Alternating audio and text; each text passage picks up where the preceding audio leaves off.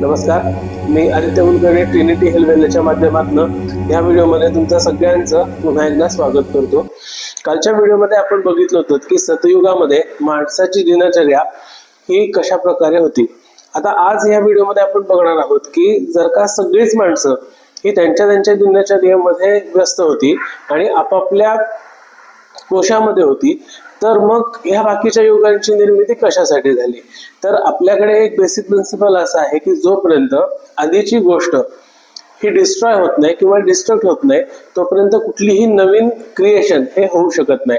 तर मग आता सतयुगामध्ये याला फाटा कसा द्यायचा तर जी वृत्ती किंवा ज्या वृत्ती ह्या नेगेटिव्ह पर्स्पेक्टिव्ह मध्ये काम करायच्या त्या वृत्तींना छेद देण्यात आला। छेद देण्यात आला याचा रिझन असा आहे की ज्या वेळेला माणूस हा कंपॅरिझन करत असतो त्यावेळेला आपल्याकडं काय आहे त्याच्यापेक्षा आपल्याकडं काय नाहीये याचा विचार जास्त करत असतो। आता पूर्वीच्या वेळेला सुद्धा डिस्ट्रक्शन होताना ते कसं होत होतं हे बघणं खूप आवश्यक आहे।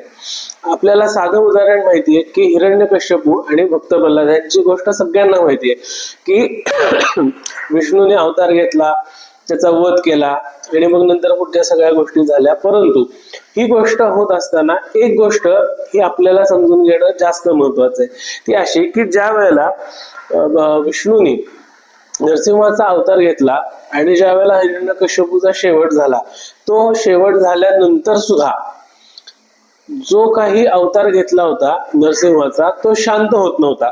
म्हणजे वेळ अशी आली होती की प्रत्येक जणांनी प्रयत्न केला परंतु तो जो राग होता तो विष्णुदेवांचा शांत झाला नाही। मग अशा परिस्थितीमध्ये ब्रह्मदेवांनी प्रल्हादालाच विनंती केली की ज्यांना तू गुरु मानलेला आहेस, ज्यांची तू पूजा केलेली आहेस त्यांना तू सांग, तुझं ते ऐकतील।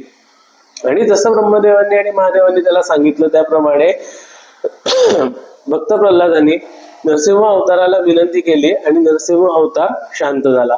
याच्यामध्ये आपल्याला घेण्यासारखी गोष्ट अशी आहे की ज्या वेळेला आपण सत्य बघतो, सत्यवचन बोलतो म्हणण्यापेक्षा सुद्धा सत्य हे आपल्या आत्मसात करतो, त्यावेळेला सुद्धा भगवंत हा आपल्या म्हणण्यानुसार वागतो।